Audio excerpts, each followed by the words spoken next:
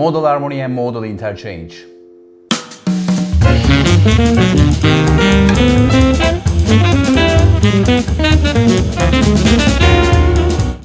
In this video we'll talk about the modal harmony, and we almost covered everything about the tonal structures.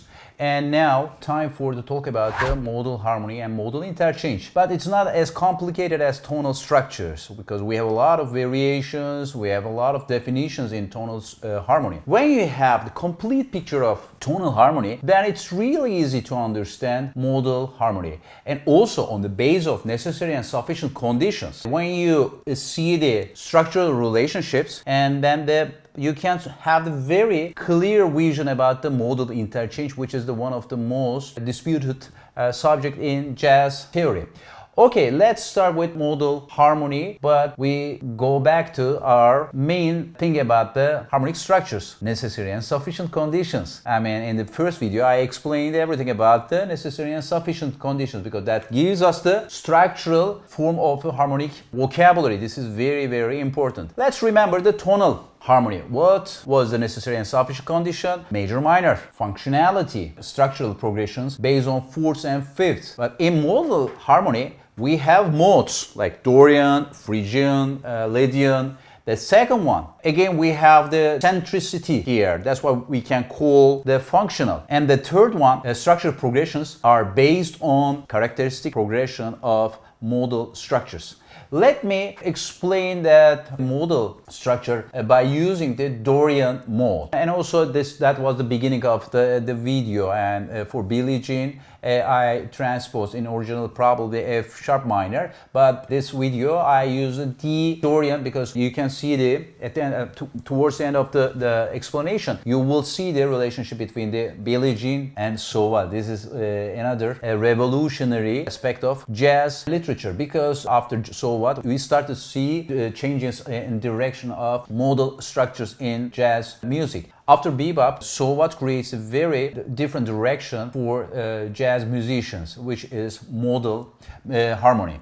Let's talk about the Dorian first, and we'll construct the chords on the basis of D Dorian, and we'll see the main structure about how we design modal chord structures. Okay, when we have the D Dorian, we have D, E, F, G, A, B, and C. And Re, Mi, Fa, Sol, La, Si, Do. This is our Dorian. And if we want to construct the seventh chords, D minor 7, E minor 7, F major 7, G dominant 7, A minor 7, and B minor 7 flat 5, and C major 7. According to functional analysis, we have 1 minor 7, 2 minor 7, flat 3 major 7, 4 dominant 7, 5 minor 7, and 6 minor 7, flat 5, and flat 7 major 7. Okay, what is the characteristic note of Dorian? This is the 6th degree of Dorian. This is D Dorian.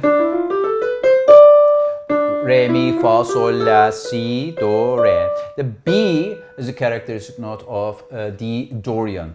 And characteristic notes gives us the quality to construct our chords in such a way that to get cadential closure about the modal structure, it gives us the connection to construct that relationship. This is the most important side of modal harmony. That's why characteristic notes are very important. And also another important quality of modal music, and you cannot use the chord structure in a very sophisticated way because modal music is based on melody. That's why when you analyze most of the modal songs, you can see that there's no complicated harmonic progressions. They use like very limited chords, but that progressions are giving the quality of modal sound. Then they are trying to focus on the melody in their music making process. Okay, but to understand the connection, characteristic notes gives us the direction about which chords are available for us to create the modal chord progressions. It means that when we have B in our chords, then gives us the quality about the cadential relationship. For example, and also there's a terminology about this relationship, and this is our tonic chord, this is D minor, this is our E minor 7, this is our cadential chord, and this is our cadential chord because there is B in G dominant 7, and this is our cadential chord. And B minor 7 flat 5 is not suitable for us to use in that modal structure, because B minor 7 flat 5 has a tendency to give us the color for the tonal structure. That's why we are trying to be away from these chords. Minor 7 flat 5 has the tendency towards resolution, like that creates kind of the resolution, tension resolution pattern, which is the very important part of tonal harmony. And also another thing about the cadential relationship, we are trying to pay attention to the chord progression, like G dominant 7 to C major 7, because when we have this dominant resolution, that also gives the impression that we are in C major, but we are not in C major, we are in D Dorian, and our first chord is D minor 7. That's why we are trying to use this relationship on the base of modal sense. Okay, up to that point everything is clear. And for F major 7 and for A minor 7, of course you can use them, but when you want to give the real color, especially in the cadential points, try to create the chords in that relationship. It means ending tonic chord should be D minor, and the cadential point should be between the cadence chords and the tonic chord. Okay, let's analyze, for example, So What, and it has the same chord structure as in Billie Jean. Okay, when we have the D Dorian, you remember the beginning of the So What, right?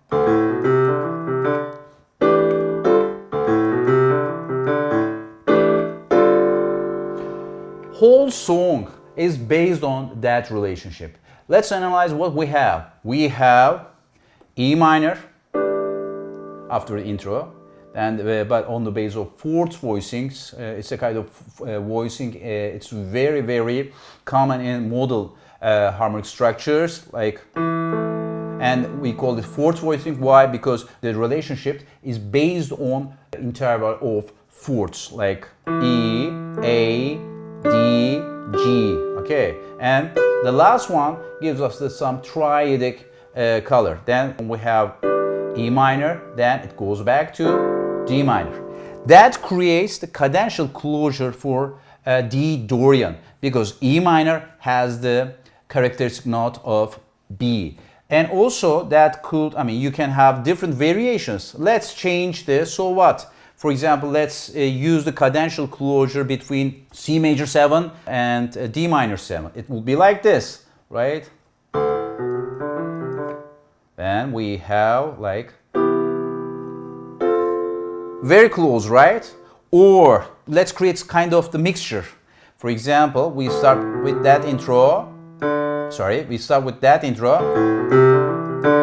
Then we use C major like this.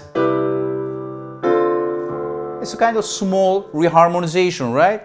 And but it doesn't make huge difference about the color.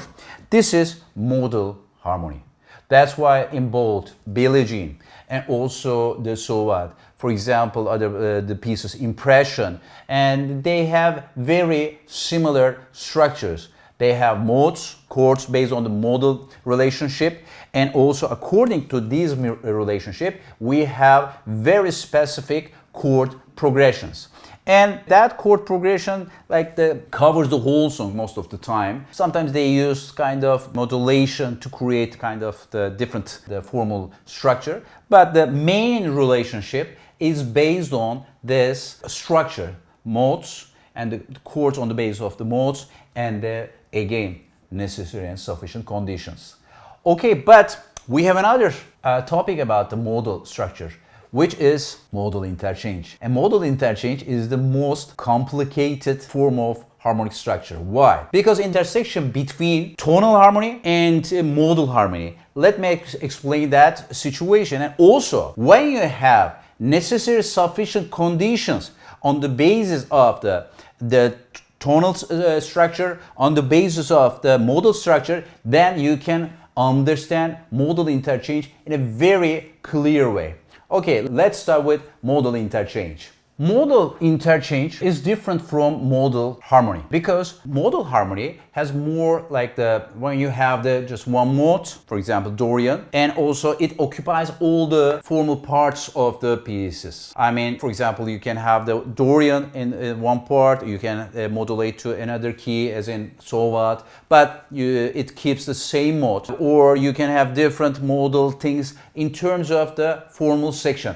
But in modal interchange, you can have very local relationships, and these local to manage these local relationships, you have to understand the differences between modal structures and tonal structures. That's why necessary sufficient conditions are so important. Otherwise, you can be sometimes you intend to create a modal thing, but it turn out to be tonal structure. You intend to create a tonal structure, but it turn out to be modal or modal interchange. That's why if you have the very clear differences about the tonal and modal structures, it will be very easy for you to use the modal interchange. Let's talk about the modal interchange according to necessary and sufficient conditions. Okay, before going into the details about the principles, let's focus on the operation first. To create modal interchange, okay, let's start with C major 7. But that chord is coming from C Ionian, and we want to create another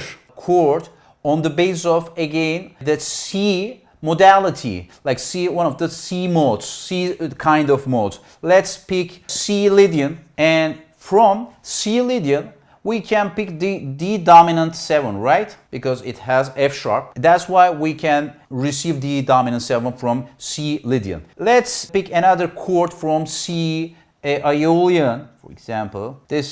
Let's have A flat major 7. Let's have B flat major 7 from C Dorian, and let's have again chords from the C Lydian. This is C Lydian. This is F sharp minor 7 flat 5, F sharp minor 7 flat 5, and this is the ending C major 7 again, and this is C Ionian. Okay, this is the main structure about how to create a modal interchange.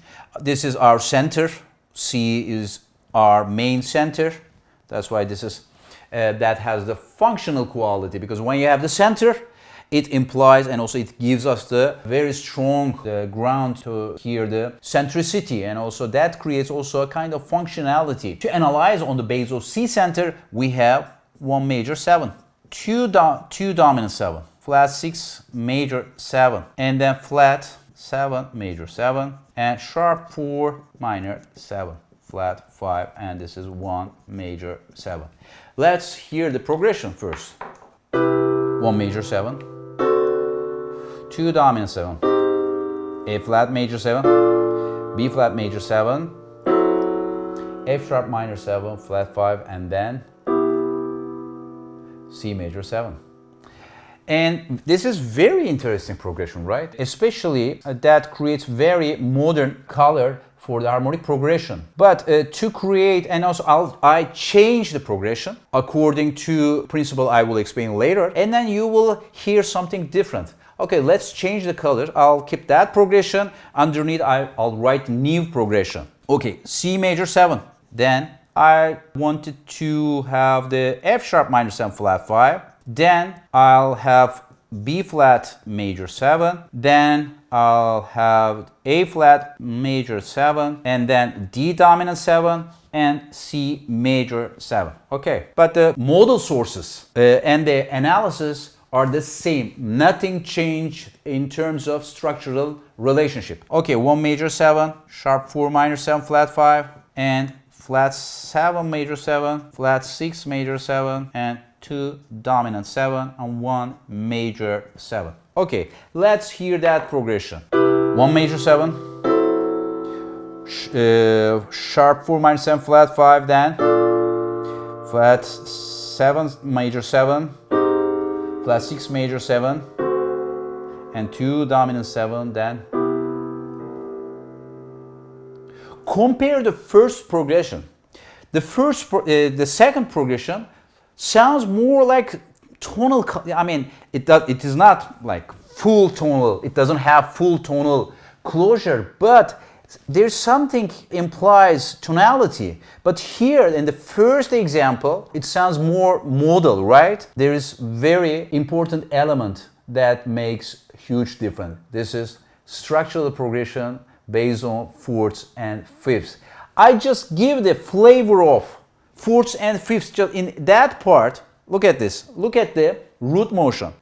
C, F sharp, B flat, A flat, D, and C sharp. And here, augmented 4, and the dominant resolution, kind of deceptive manner.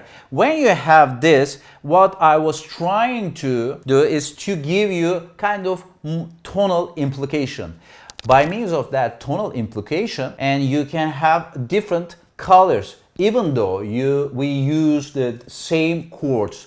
That's why when you have the harmonic structures, when you have the different colors in your progressions, if you don't have the necessary and sufficient conditions or any device to fulfill that function, it's almost impossible to control chord progressions, to create different colors. That's why necessary and sufficient conditions. Let's remember the necessary and sufficient conditions, and I'll explain what label I'm giving for the modal interchange for the necessary and sufficient conditions.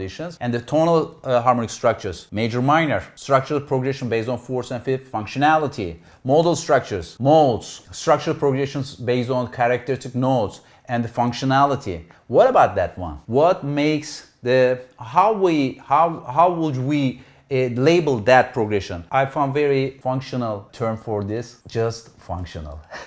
Because we have just one controls all chord progression. But if you want to go to the modal side of the harmonic progression, try to be away from the fourths and fifths. If you want to give the more tonal color, use the implication of fourths and fifths. By means of these divisions, and I can see the formal structures of the progressions, especially formal structures of songs and compositions in a very clear manner.